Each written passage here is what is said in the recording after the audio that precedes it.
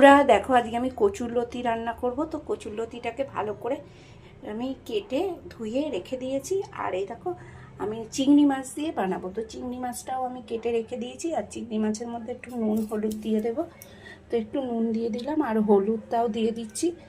তো দিয়ে এটাকে ভাজবো। আর এই দেখো এইটা কিন্তু চিংড়ি মাছের মাথার যে অনেক একটু বড়ো সাইজের, যেহেতু চিংড়ি মাছটা দেখতেই পাচ্ছ, তো মাথাগুলো বেশ মোটা মোটা ছিল, ওই জন্য এই মাছের মাথাটা না আমি বেটে নেব। আর এইদিকে দেখো বেটে ওটা আর কি লতির মধ্যে দিয়ে আমি বানাবো, সেটা তোমাদের সঙ্গে আমি শেয়ার করব, দেখবে তোমরা কিভাবে করছি। আর এইদিকে দেখো এই যে পেঁয়াজটা কুচিয়ে রেখে দিয়েছি, আর একটু রসুনও কেটে রেখে দিয়েছি। আমি আর একটু আদাও বাটবো, তো আমি সেটা বেটে এগুলো গুছিয়ে রেখে দিচ্ছি। তো তারপরে আমি রান্নাটা শুরু করছি, তোমাদের সঙ্গে শেয়ার করছি। তো আমি আগে কচুটাকে সেই লতিটাকে আমি আগে সেদ্ধ করে নিচ্ছি, তারপরে আবার দেখাচ্ছি তোমাদেরকে কিভাবে বানাচ্ছি। তো দেখতে থাকো। কচুর লতি সেদ্ধ হয়ে যাওয়ার মতো হয়েছে, আরেকটু হলে নামিয়ে নেব। আরেকটু সেদ্ধ করি, তারপরে নামিয়ে নেব। বন্ধুরা দেখো আমার কিন্তু কচুরলতিটা সেদ্ধ করা, চিংড়ি মাছ কচুরলতি সিদ্ধ করে রেখে দিয়েছি, তারপরে চিংড়ি মাছটাও ভেজে গুছিয়ে রেখে দিয়েছি। আর এবারে কড়াতে সর্ষের তেল দিয়ে দিয়েছি। আর এই দেখো গোটা জিরে একটু ফোড়ন দিয়ে দিলাম। আর এই যে পেঁয়াজটা এই যে কুচিয়ে রেখেছিলাম, এটা এবার মধ্যে দিয়ে দিই।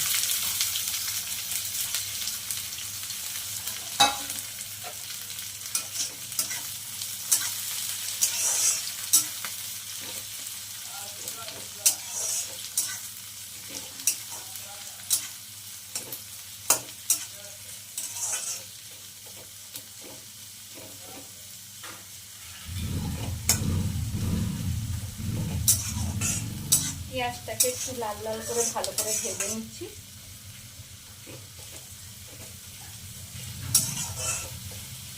লাল লাল করে ভেজে নেব। আর পেঁয়াজের মধ্যে আমি একটু নুন দিয়ে দিলাম, যাতে পেঁয়াজটা তাড়াতাড়ি গলে যায়। সামান্য একটু দিয়েছি, দিয়ে এবার পেঁয়াজটাকে আমি ভালো করে একটু লাল লাল করে ভেজে নিচ্ছি।